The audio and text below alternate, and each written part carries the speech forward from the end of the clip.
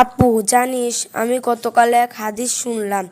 সেখানে বলা হয়েছে যে জান্নাতে নারীদের একজন নেত্রী থাকবেন। এটা কি সত্যি? হ্যাঁ বোন, একদম সত্যি।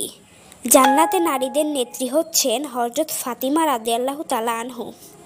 তিনি ছিলেন আমাদের প্রিয় নবী মুহাম্মদ সাল্লাল্লাহু আলাইহি ওয়াসাল্লাম এর কন্যা।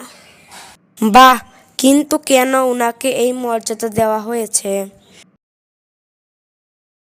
কারণ ফাতিমা রাদিয়াল্লাহু তাআলা আনহু ছিলেন চরিত্রের দিক থেকে সবচেয়ে পবিত্র, ধৈর্যশীল ও উত্তম নারী।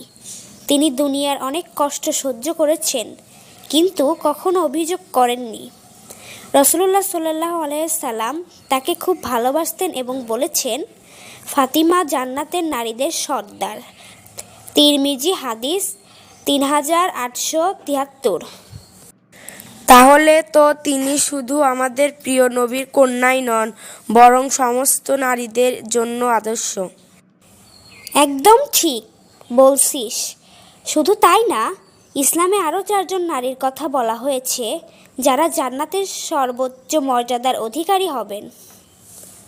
ওহ, কারা তারা? 1. হযরত মরিয়ম আলাইহিস সালাম, যিনি ছিলেন নবী ঈসা আলাইহিস সালামের মা। 2.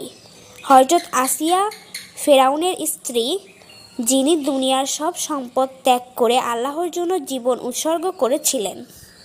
3.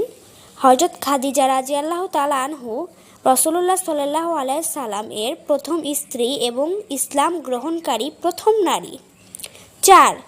হযরত ফাতিমা রাদিয়াল্লাহু তাআলা আনহু, যিনি রাসূলুল্লাহ সাল্লাল্লাহু আলাইহি সাল্লাম এর সবচেয়ে প্রিয় কন্যা। সত্যি দারুণ লাগছে শুনে। আমাদের তো এদের জীবন থেকে অনেক কিছু শেখা উচিত। হ্যাঁ, বিশেষ করে ফাতিমা রাদিয়াল্লাহু তাআলা আনহু এর ধৈর্য, নৈতিকতা ও পরিবার পরিচালনার গুণাবলী আমাদের জন্য বড় শিক্ষা। আপু, আজকের এই কথোপকথন আমার মনে গভীরভাবে দাগ কেটে গেল। এখন থেকে আমি ইসলামের মহিষী নারীদের জীবন সম্পর্কে আরও জানতে চাই।